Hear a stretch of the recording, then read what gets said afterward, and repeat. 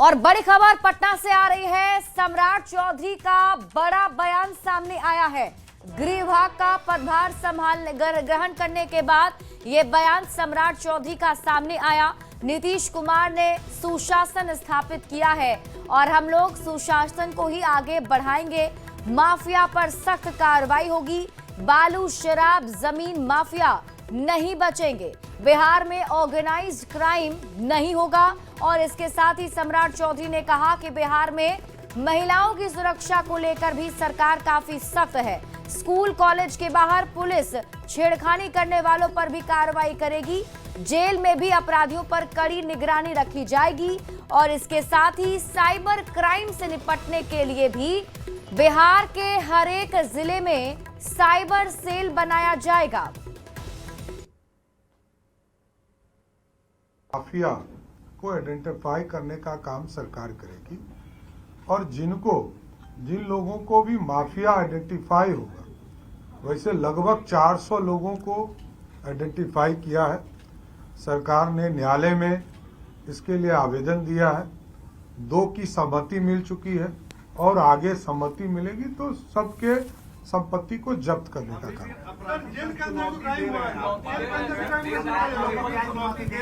देखिए, मैं बार बार कहता हूं कि ऑर्गेनाइज क्राइम नहीं होने दूंगा। किसी भी हालत में ऑर्गेनाइज क्राइम करने वाले के खिलाफ बिहार की पुलिस सख्ती के साथ कार्रवाई करेगी।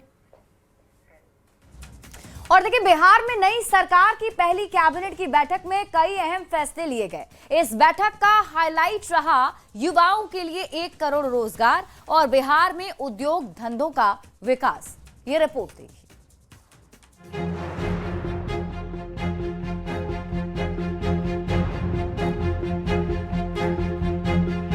नीतीश की नई सरकार बिहार को एक नई रफ्तार देने के लिए एक्शन में आ चुकी है।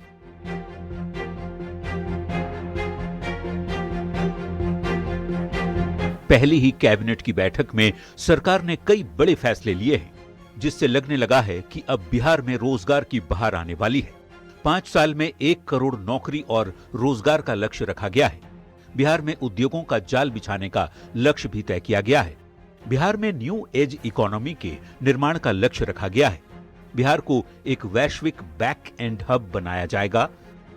बिहार में नई चीनी मिलों की स्थापना भी की जाएगी।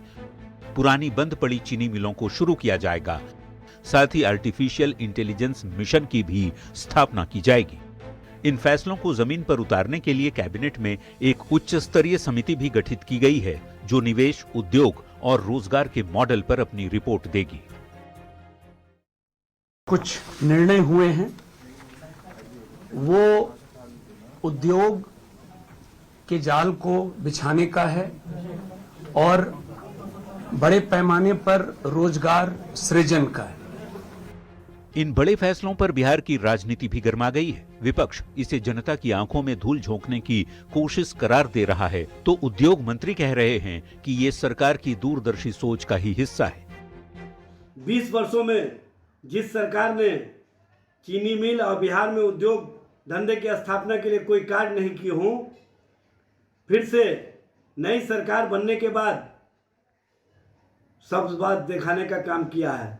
लोगों के बीच भ्रम जाल फैलाने का काम किया है। बिहार के औद्योगिक क्रांति को गति देने और राज्य को आत्मनिर्भर बनाने के लिए उद्योग विभाग की बहुत बड़ी भूमिका है और हमारा लक्ष्य है कि बिहार को निवेश हब बनाया जाए, जहां हर वर्ग के लोग उद्यमिता से जुड़ सकें और रोजगार के लिए अवसर सृजित कर सकें। नई सरकार के इन बड़े ऐलानों से बिहार वासियों को उम्मीद की नई किरण दिखाई दी है। देखना होगा जनता की उम्मीद पर सरकार कितना खरा उतरती है। न्यूज़ 18 के लिए पटना से संवाददाता संजय कुमार के साथ ब्यूरो रिपोर्ट। और इस बीच रुख कर लेते हैं बड़ी खबर की ओर। दिल्ली दौरे पर उद्योग मंत्री दिलीप जायसवाल। बड़ी खबर मिल रही है, केंद्रीय वाणिज्य मंत्री पीयूष गोयल के साथ मुलाकात चल रही है। साथ में बिहार सरकार और केंद्र सरकार के अधिकारी भी मौजूद हैं। दिल्ली में वाणिज्य भवन में मुलाकात जारी है। और देखिए, बिहार में नए उद्योग की संभावना और उसको लेकर केंद्र सरकार के साथ रणनीति भी बन रही है। इस बार सरकार का लक्ष्य ही है कि बिहार में उद्योगों को बढ़ावा दिया जाए और बिहार के लोगों को रोजगार उपलब्ध कराए जाएं। तो दिल्ली दौरे पर है उद्योग मंत्री दिलीप जायसवाल। केंद्रीय वाणिज्य मंत्री पीयूष गोयल के साथ उनकी मुलाकात चल रही है। उनके साथ बिहार सरकार और केंद्र सरकार के अधिकारी भी इस बैठक में मौजूद हैं। दिल्ली में वाणिज्य भवन में ही दोनों नेताओं के बीच मुलाकात जारी है और बिहार में नए उद्योग की संभावनाओं पर चर्चा हो रही है और इसको लेकर केंद्र सरकार के साथ रणनीति बन रही है।